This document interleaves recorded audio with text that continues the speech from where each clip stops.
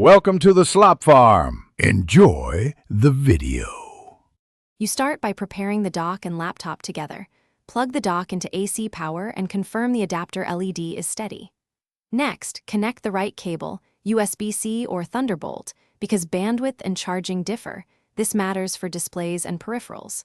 Once done, attach the laptop physically or insert the connector, then power the dock. Make sure the dock's firmware is compatible. If you can, check the model number now so drivers will match later. You now configure peripherals to get everything working smoothly. Plug monitor cables into the dock and set the display resolution and refresh rate in your OS because mismatches cause flicker or no signal. Then attach keyboard, mouse, external storage, and Ethernet. Wired connections reduce latency and dropouts.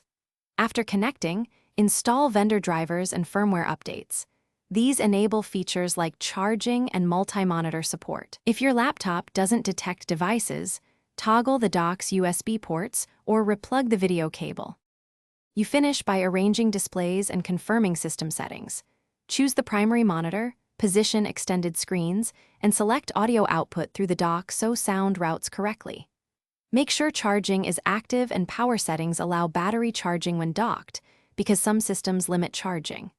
Finally, if something fails, reboot both the dock and laptop, swap to a certified cable, and update drivers. This single troubleshooting step resolves most. Thanks for watching. Consider subscribing if we helped you today.